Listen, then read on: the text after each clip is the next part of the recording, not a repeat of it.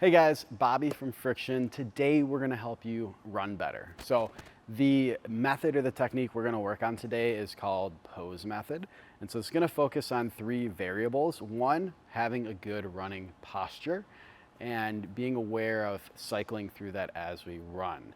So we're gonna hit a few drills on that. We're also gonna look at the lean portion of pose method running, and that's maintaining a nice open hip, tight midline, good posture through the shoulders, and learning a few drills to hold that as we run. And then the last part is going to be the pull, and that's really drawing the heel straight up to the hip in a nice line of action to engage the hamstring and not overactivate the hip flexor. So let's dive into it. Got Jake here today. So the first thing we're going to look at is the pose itself. So Jake's going to get into a running shape. We're going to look at a few points of performance with this, and actually let's switch sides so they can see it from their angle. What we want to see is that this foot is in line with the knee, and then arms are in opposition. So if his left knee is up, that means his right arm is forward, and then this arm's cocked back. So that is the thing we want to develop awareness in first, is just, am I holding a good posture here? Can I hang out here for a while? Can I do it on both sides? Once we've got a good feel for that, the very first drill we want to learn is called the exchange. So Jake's going to hold pose on one side and switch, and switch. Yep, switch. And as you can see, it kind of develops a little bit of stability. Go ahead and relax, Jake. But it also creates consistency and landing and striking, and you can work on repeating that. Now, to expand on that drill, Jake's going to do the exact same thing, but instead of staying in place, he's going to progress forward. But every time he lands, he has to pause and stabilize. This is going to ensure that he stays stacked and balanced when he's running. So he'll get into pose and switch, switch, switch, switch, switch, and rest. Cool.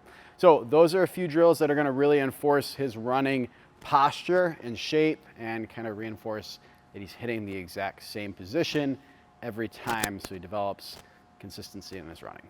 So step two of that pose method running is the lean. So big thing with this, what we want to see, what we don't want to see with this. The first thing to address is probably what we don't want to see. So we'll see people run with a broken hip or they're rounded in the shoulders.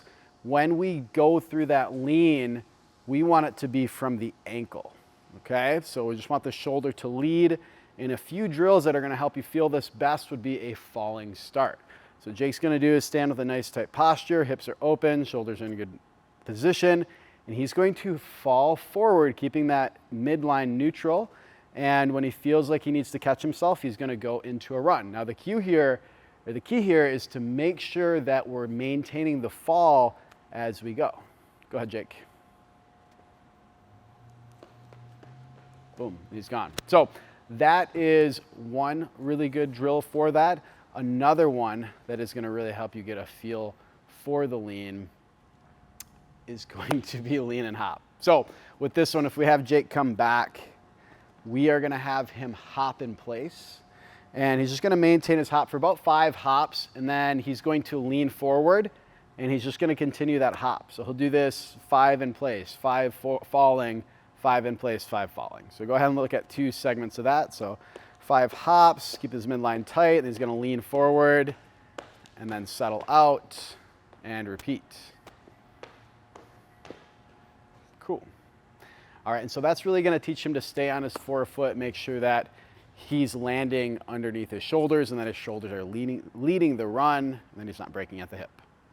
So last part of pose method running is to make sure we're engaging the hamstring and pulling in the correct line of action. So Jake's going to be holding a plank against a wall, nice tight posture here, shoulders are active, and he's got a little bit of weight in the forefoot. So what he's going to do is pull one leg up into a running shape, and then he's going to put that down on the ground, drag a little bit, and then snap right back up to the hip. So he's going to go through a dozen of these a leg and just really kind of get practice with it. But we want to use that drag to get the hamstring to fire and then pull that heel right to the hip. And big thing that we want to see on this is that the leg is lagging behind. It's coming straight up, right? So it's a nice quick turnover. So if you have a partner with this, and you can literally just have them stand behind you and ask them not to kick you, right? Or if you don't have a partner available, you can take a box, place it right behind you, and that's going to give you feedback as to whether or not you're pulling straight up, right? Because if we're not pulling straight up on our run, and we're coming back, we're gonna end up opening up the hip too much, elongating the hip flexor too much, putting the back into a position where it's overextended. This is actually gonna be a longer cycle time, right? We want it to be a little bit quicker. So work on those drills, develop that pose method running. You're gonna find that your runs are more efficient.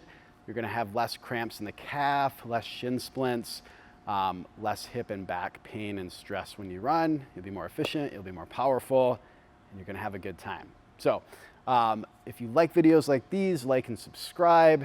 If you wanna get some coaching on your running, check out frictiongrandrapids.com and book an intro to learn how to get some more training.